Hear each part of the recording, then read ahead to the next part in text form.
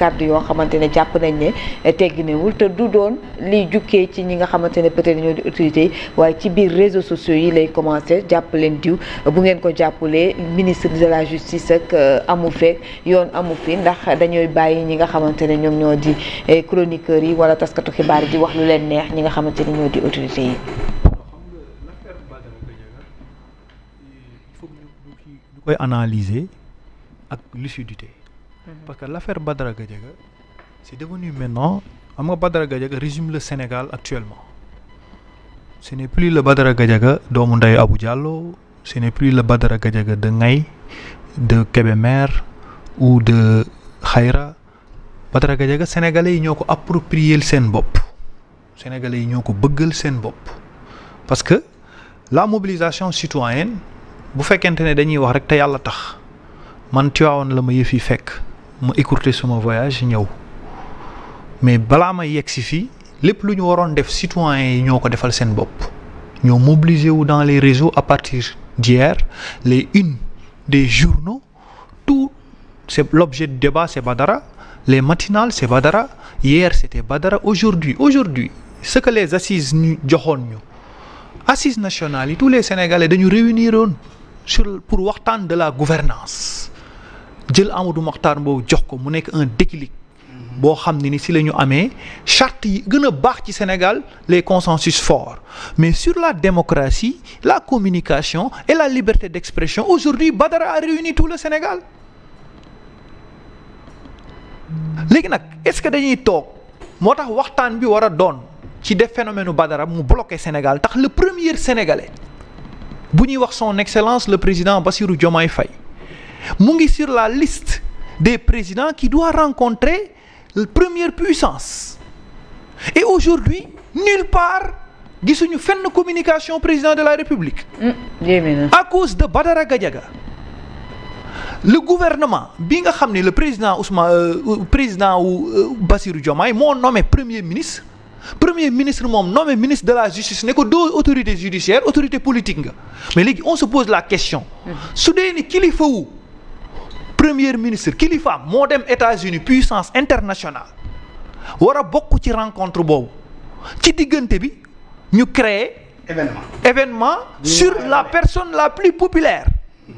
sur la personne boo xam ne ambassade des États-Unis dafa toog këram ñu woo ko téléphone ne ko dañ lay invité ci suñu fête parce que bokk nga ci sénégalais yi gën a populaire yi gën a influent kooku président wu dëkk boobu ñu sélectionné ko parce que li Bassirou dem defi ji ndono Sénégal la ndax États-Unis ak Sénégal loolu ñoom Aïssata Tall Sall defar nañ ko ba pare loolu bëgg Cheikh Tidiane Gadio loolu dafa yàgg ci position Sénégal wa léegi bu ci président Bassirou Diomaye demee son premier ministre qui est le chef du gouvernement mu taxaw ne moom mooy tànn ministre yi ne Ousmane Diagne maa la teg fi nga nekk su ma la waxee jàppal diw da ngaa war a jàpp diw wa léegi kooku président am dem Amérique ñu gisoon Chine président ba fa premier ministre di dem pour serrer la main julli ñaari rakka ci Mao boobu dañu mobiliser toute la presse tous les Sénégalais pour wane ni Ousmane dafa am réussite diplomatique. Aujourd'hui le premier Sénégalais élu 54% nekk aux États-Unis toute la République tous les canaux de communication de la République tous les militants de Pastef même les militants de Pastef sont mobilisés pour dem cyber effectivement ils ont même mobilisé leurs combattants ils ont mobilisé sur Badara ministère de l'intérieur xam nga foofu la DSC dépendre waaw léegi la actuellement le président de la République ma nga fële adduna yëpp bàyyi xel fële le chef du gouvernement bi ci seen département am koo xam ne ni convoqué na koo xam ni États-Unis nee na ko yàgg da nga bokk ci ñi gën a influent au Sénégal. ci jamono joo xamante ne génne woon nañ li ci Sénégal sax ci ñi jamono bu ñu nekkoon ci crise diplomatique ñu naan Sénégal diplomatie am wàcc na Sénégal bokkatul mënatuñu tukki amuñu influence waa léegi ñu dem Séville président am fa ay succès war a taxaw wax ak Macron ñu yeewu le premier ministre live attaqué juste def commentaire ci décision de justice te Séville succès diplomatique la woon ñu toogaat ci loolu yeewu gars yi ne nañu convoqué Badara Gadiaga ñu convoqué Madiambal Diagne l'un des journalistes les plus puissants la veille bi Bassirou Diomaye war a jël vol loolu l'actuel président war a jël vol le lendemain nga jël jamono ji ki nga xam ne ni Badara Gadiaga léegi Badara Gadiaga da nga Badara Gadiaga Sénégal parce que maintenant c'est le chef de l'opinion publique. Sous l'ère de Badara Gadiaga on n'a plus un chef d'opposant mais on a un chef de l'opinion publique. Ah non xam nga tey sénégalais yi tous les sénégalais waaw non xam nga bi ñu joxee non la création de chef je motive la création de chef de l'opposition bi ñu ko indee ci élection présidentielle dañu gis ni Idriss Seck activé wul c'était Ousmane Sonko qui était sur le terrain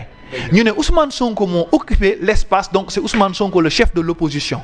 mais sur le phénomène de Ousmane Sonko nous avons vu l'espace public l'opinion bi taxoon ñoom ñu gagné Badara Gadiaga dafa ñëw nekk chef bi nga bëgg a tëj TFM ndax Badara Gadiaga peuple bi dem approprier TFM nga bëgg a CNRA première décision bu mu njëkk a jël réunir CNRA institution de régulation bàyyi fi Xalaat TV bàyyi fi yeneen télé yi bàyyi fi lépp ndax Badara Gadiaga CNRA génnee communiqué kon kooku c'est le chef de l'opinion publique aujourd'hui tous les jeunes des journaux la société civile sénégalaise tey à l'unanimité ñi ñu fàtte woon ci politique Talla Sylla ñeneen ñi ñëpp tout le monde ñëpp génn nañu tey PDS sax ñu ngi préparer communiqué PDS ñoom Nafi Diallo ñoom ñëpp gis naa leen kooku tey yéen def ngeen Badara chef de l'opinion publique parce que sénégalais bi ñuy gën a déglu parce que pour la première fois de l'histoire moo am amendement Badara Gadiaga te nekkul député parce que Amadou Ba bii moo toog TFM daan ne Badara Gadiaga nous avons amendé changé nañu loi bi ndax sénégalais yi dañ lay déglu wala léegi Amadou Ba moom député élu def un amendement ci loi wam ndax Badara Gadiaga te ñoom ñu fal leen 54% moom mu nekk député kon donc c'est le sénégalais le plus écouté wala léegi sénégalais boobu bu fekkente ne stratégie politique wala succès diplomatique wala da nga bëgg a jàppale sa président de la république boo koy woo bu ko woo moment bu président de la république war a am succès parce que tey la communication du président de la république ba nekk États-Unis tey même aux États-Unis on parle de Badara Gadiaga parce que sur les questions de liberté et sur les questions de démocratie ñëpp a ngi ciy waxtaan beneen bi ci topp mooy Amadou Ba Mamadou Ndiek Sarré il a dit plus grave en tant que ministre sur le ministre des Finances on l'a pas convoqué en tant que ministre Abbas Fall il fut wax na fi lu gën a graaw ci jaas yi woowuñu ko lan moo tax ñu woo Amadou Ba parce que peuple bi député parce que deux peuple bi ñoo yeewu ne leen su ngeen woowee Badara te woowu leen Amadou Ba donc ñoom kon déglu nañ peuple bi kon Badara Gadiaga pour l'instant nii mooy nekk lead bi la pression moo tax ñu woo Amadou Ba parce que bokkul woon ci rythme bi mais côté boobu aussi les gars de Pastef bàyyi ma daaneel foofu nga ñëw après soo ñëw gars yu Pastef yi majorité bi taxaw ne Amadou Ba ci boppam moo mayee tànk moo dugal bi Amadou Ba ci boppam moo wax lu warul wax même man personnellement su dee damay wax rek pour man Badara Gadiaga daf leen sax dimbali parce que Amadou Ba moom dafa tooñ Ousmane Sonko man nag xaw ma politique laay analyser ndax Amadou Ba moo nekkoon mandataire u Diomaye parce que ku jege Ousmane kenn du la woo Amadou Ba lañ pressentiroon à l'Assemblée nationale Amadou Ba moo persisté signé jël pétition jël candidature yi dem yóbbu ba Diomaye génn te sooraale wuñu woon Diomaye